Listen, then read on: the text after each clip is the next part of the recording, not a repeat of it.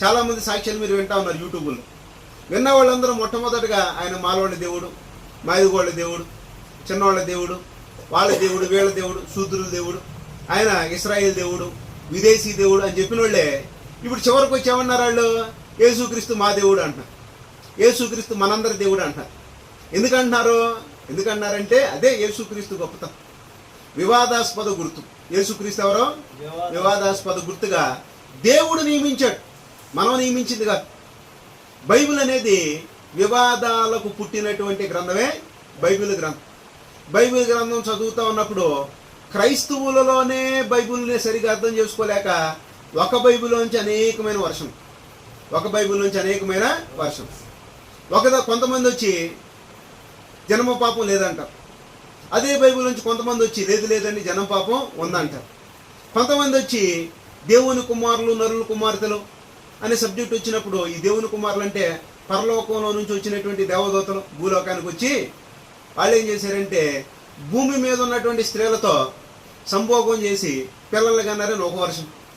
ఇంకొంతమంది వచ్చేసి అసలు వాళ్ళకి రక్త మాంసాలు రక్తం ఉంటేనే కదా వీర్యకణాలు రావటానికి, వీర్యకణాలు వస్తేనే కదా పిల్లలు పుట్టేది. అలాంటప్పుడు రక్తం లేకుండా, మాంసం లేకుండా, వీర్యకణాలు లేకుండా పిల్లలు ఎట్టా పుడతారని కౌంటర్ క్వశ్చన్ వేసేవాళ్ళు మరొకటి. మరి కొంతమంది ఏంటంటే అసలు యేసుక్రీస్తు అలా వచ్చేవాడే అయితే స్త్రీకి పుట్టాల్సిన అవసరం ఉందా? యేసుక్రీస్తుకు ఒక శరీరం కావాలి కాబట్టి ఆ శరీరం కోసమే మరియమ్మ గర్భాన్ని పుట్టాడు. లేదు అని అంటే డైరెక్ట్గా దేవదూతల బాడీ తక్కువ నుంచి ఇక్కడికి వచ్చేసేవాడు కదా అని కౌంటర్ క్వశ్చన్. ఇవన్నీ మనం రెగ్యులర్గా వింటా ఉన్నటువంటి సంగతి అంటే వివాదం. కొంతమంది వచ్చి 1000 ఏళ్ల పరిపాలన ఇప్పుడు జరుగుతుంది అంటారు. కొంతమంది వచ్చి లేదండి 1000 ఏళ్ల పరిపాలన తర్వాత ఎప్పుడో జరిగిద్దని కొంతమంది వచ్చి దేవుని రాజ్యం ఇప్పుడు జరుగుతుంది అని అంటారు. యేసుక్రీస్తు వారి తన ప్రసంగంలో దేవుని రాజ్యం మీ మధ్య ఉన్నది. యోహాను గారు వచ్చేసరికి నీ రాజ్యములో పాలివాడనైనా యోహానను నేను అని ప్రకటన గ్రంథంలో రాసిన మాటను బట్టి మరి దేవుని రాజ్యం ఆల్రెడీ భూమి మీద స్టార్ట్ అయిందని ఒక వర్గం.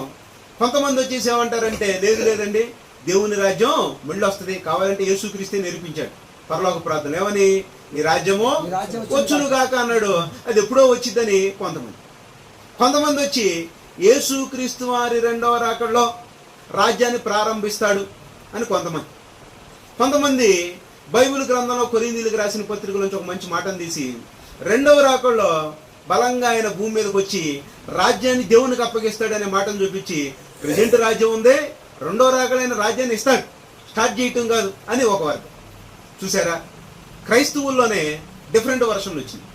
ఎందుకు వచ్చినాయి అని అంటే బైబిల్ చదివేటప్పుడు బైబిల్లో ఉన్నటువంటి మాటను పర్ఫెక్ట్గా అర్థం చేసుకోలేక ఎవరికి దోచినట్టుగా వాడు బోధించడం వల్ల క్రైస్తవులోనే రోజు బైబిల్ చదువుతున్న క్రైస్తవులోనే ఇన్ని రకాల వర్షన్లు వస్తే అసలు ఏమి చదవనోడు, ఎప్పుడు బైబిల్ చదవనోడు, అక్కడ ఇక్కడ ఇంగ్లీష్ మాట్లాడినవాడు ఒక హైందవ సహోదరుడు కానీ, ముస్లిం సహోదరుడు కానీ, అలాగే మన నాస్తిక సహోదరులు కానీ వీళ్ళందరూ బైబిల్ మీద పడుతున్న పెద్ద ఆశ్చర్యం లేదు.